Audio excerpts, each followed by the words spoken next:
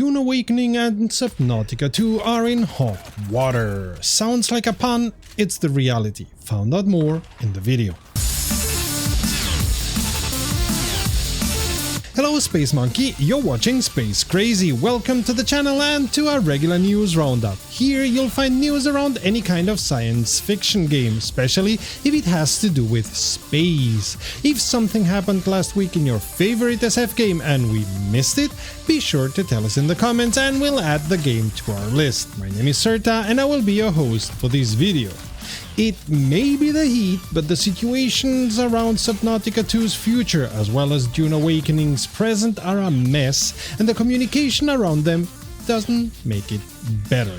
This makes it difficult for us players to have an informed opinion and leaves the door open for immense speculation. And because this is the internet, the speculation normally spirals negatively, which we don't think it's what the companies behind any of the games want. In any case, this is what has happened this past week.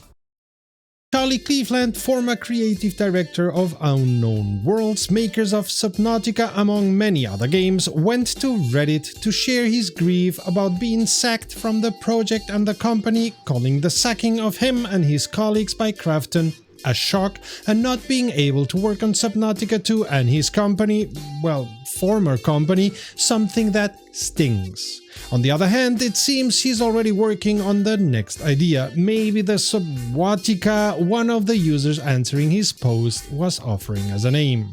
One thing Charlie doesn't give is any kind of possible reason for his and his colleagues sacking or a recount of how it all went down, but it's clear this was not a well-prepared amicable parting of the ways. One result of that sacking is that the date for the early access of Subnautica 2 has been moved to 2026 and they have not given us more than the year number. No early 2026 or mid 2026 or late 2026 indication at all.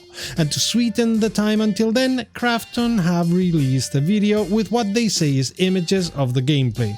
To me, they look a bit too refined and too staged to be just that, but maybe I'm just too cynical. And the rumors that we hear about the early access is that it's been done by Krafton to avoid paying the outgoing team a bonus of up to $250 million. Krafton published a statement on their page on Friday morning stating that the fired people were just not doing their job, that the early access of Subnautica 2 was planned for early 2024 and that they've already paid 90% of that money anyway. They even go so far as to call the issue project abandonment and that the move of the early access release to 2026 is because of a lack of content even for an early access title.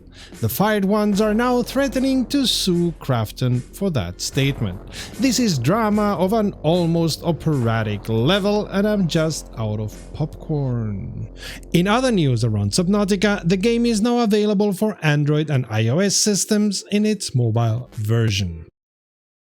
Forever Skies saw an open beta release this week, fixing game performance, adding full aim assist for those on controllers and having many of the settings on sliders so you can fine-tune your experience in many parts of the game, including its difficulty. There's also been a lot of work done in fixing or fine-tuning descriptions. Dune Awakening saw a patch numbered 1.115.0 this week that should have smoothed things out, but instead brought a world of pain to the players who rightfully moved the pain towards the developers. Let's go one by one. The aim of the update was to allow PvE players to collect tier 6 resources easier in the deep desert while randomizing the drops on loot containers, especially regarding uniques. At the same time, the spawn rate of spice fields was increased. And yes, there was a change in Landsrat mechanics, but is anybody paying attention to that one?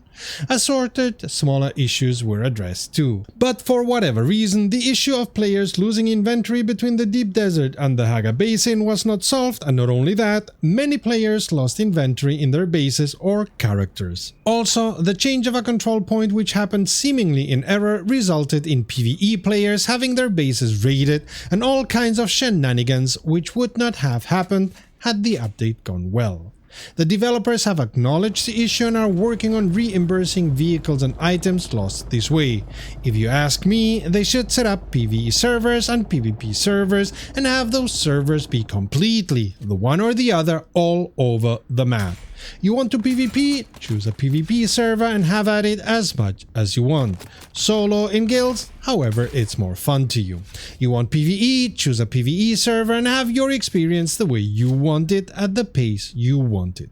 The devs wanted to have their cake and eat it too, and that's clearly not what players want. Especially when you add all the cheats and exploits present in the game, which their anti-cheat software is clearly useless against. And while the devs are not only aware of those but working on solving them in the near future, these issues continue to hurt the image of the game and of Funcom. Add to these regular server issues and many Dune Awakening players are not amused.